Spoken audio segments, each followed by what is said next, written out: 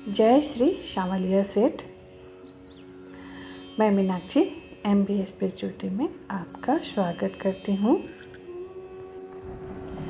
आज हम राजस्थान के मेवाड़ में स्थित श्री शामलिया सेठ का दर्शन करेंगे।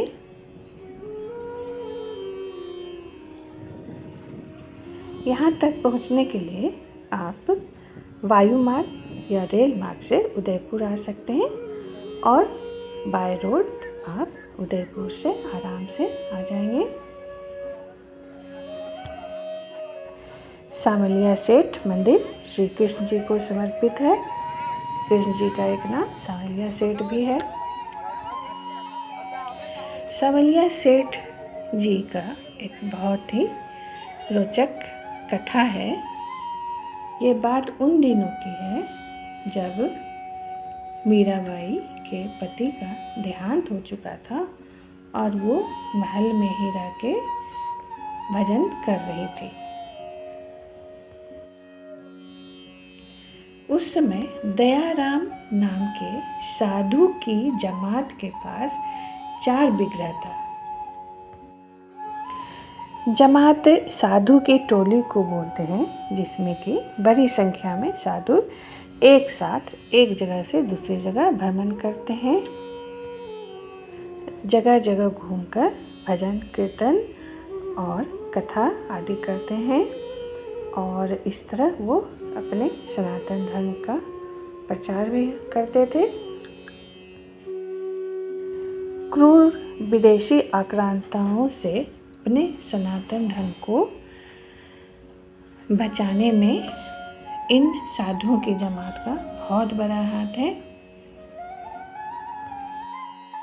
जब दयाराम जी की जमात मेवाड़ पहुंची और उन्होंने वहां डेरा डाला और भजन कीर्तन करना शुरू किया, तो वहां के आसपास के लोग उन चारों विग्रहों के दर्शन करने के लिए आने लगे और इनकी ख्याति सुनकर मीराबाई भी उनका दर्शन करने आई, जिसमें कि विशेषकर शामलिया सेठ का दर्शन करके वो बहुत ही भाव विभोर हो गई।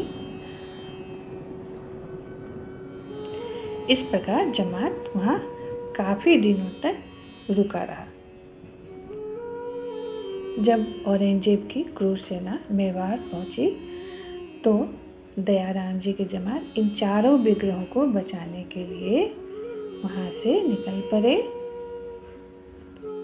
और भारशोरा के पास बागुंड गांव में एक बरगद के पेड़ के नीचे चारों विग्रह को करीब 10 से 15 फीट के गड्ढे में डालकर ऊपर से मिट्टी डाल दिया और वहीं पे भजन कीर्तन सब करने लगे। जब क्रूर सेना पहुंची तो उन्हें विग्रह नहीं मिला और वो वहाँ से चली गई। इस प्रकार दयाराम जी ने इन चारों विग्रह की सुरक्षा करी।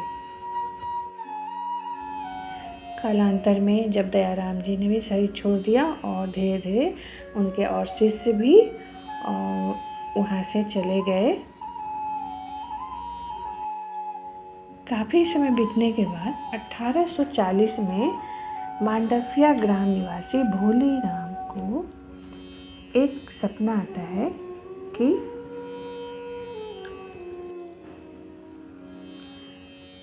वागुंड गांव में एक बरगद के पेड़ के नीचे 4 विग्रह है, तुम उसे बाहर निकालो।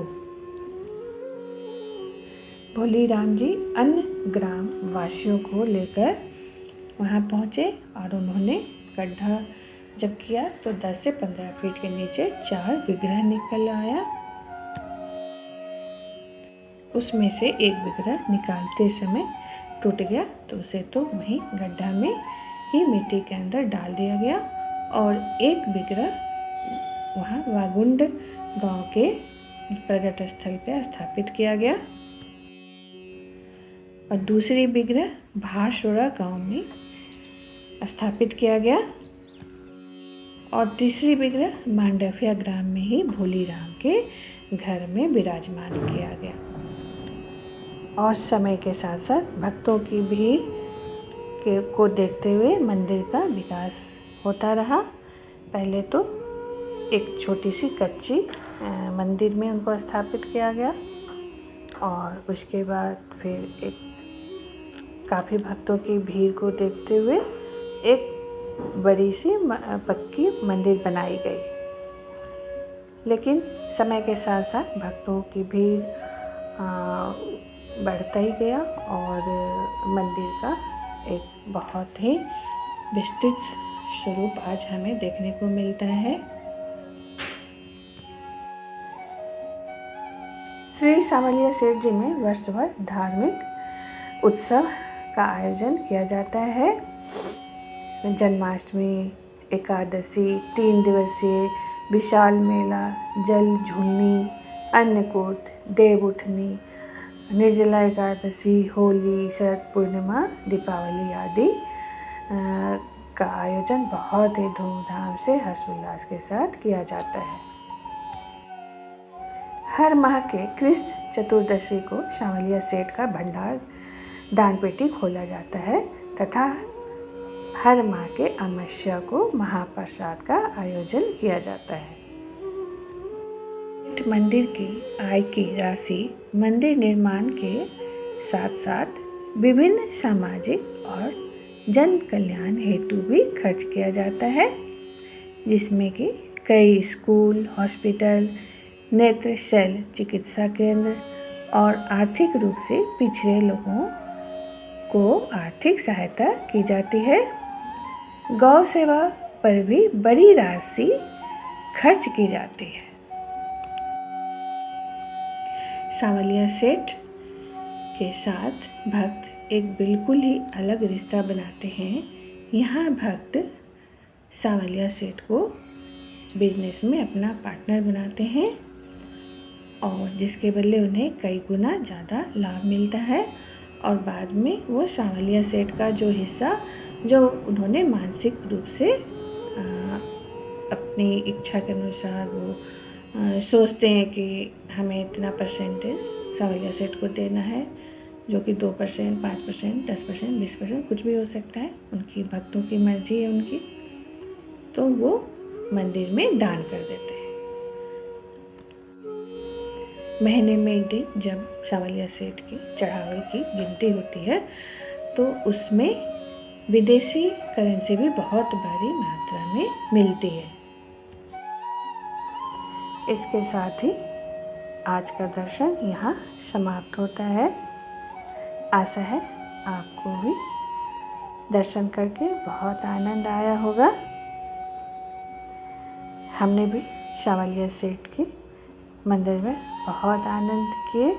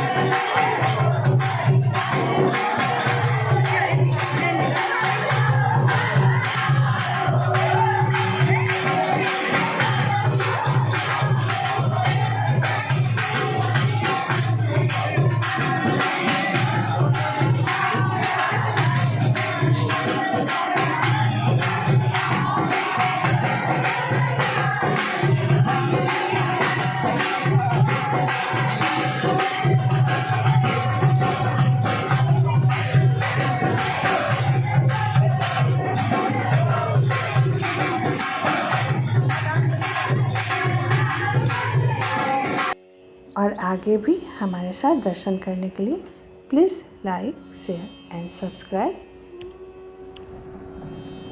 और बेल आइकन ज़रूर दबाएं ताकि आपको हमारे आने वाले सारे वीडियो का नोटिफिकेशन मिलता रहे। जय श्री सांवलिया सेठ।